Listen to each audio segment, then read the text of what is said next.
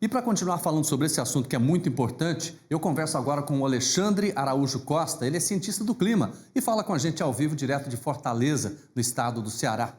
Boa noite para você, Alexandre. Seja bem-vindo. Boa noite a todos. Prazer enorme receber você aqui. A Tiara já deu algumas pinceladas nesse problema, mas eu queria ouvir de você. O que realmente está provocando esse fenômeno? Tem uma combinação de fatores aí que nós precisamos levar em conta, né? Em primeiro lugar, é o processo de transição para o início da estação chuvosa, né? E, portanto, você tem a formação de nuvens profundas, nuvens convectivas. Essas nuvens, elas têm uma característica. Na produção de chuva, né? O ar sob a nuvem, ele tende a ser empurrado para baixo, a descer rapidamente. E ao chegar na superfície, esse ar se desvia, obviamente, e produz rajadas de vento, né, bastante intensas. O outro ponto é o seguinte, é que nós temos hoje uma situação cada vez mais crítica de degradação do solo, né, de erosão do solo, por atividades diversas, principalmente o avanço da fronteira agropecuária e também mineração e outras.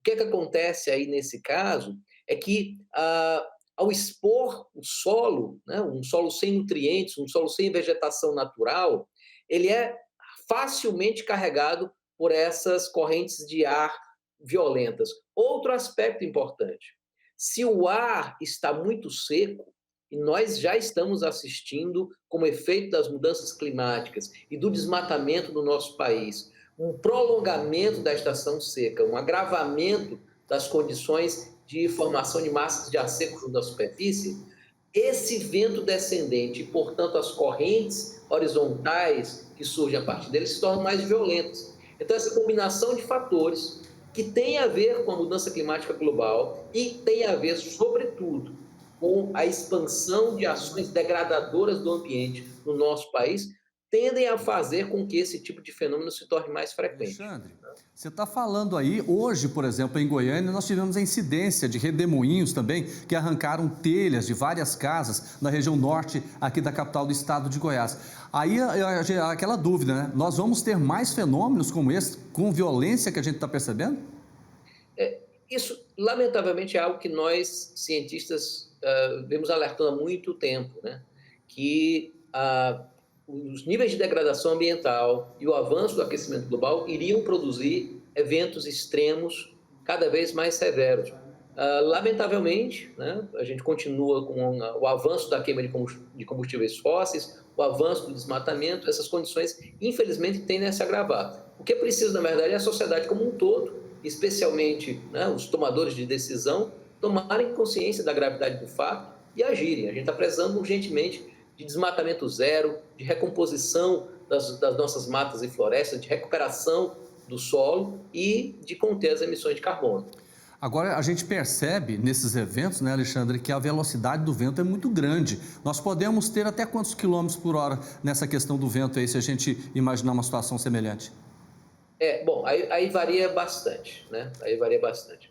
É bem comum, né, encontrar rajadas de vento associadas a nuvens convectivas que vão desde valores não muito intensos, né, tipo 40 km por hora, até ventos de 80 km por hora ou mais.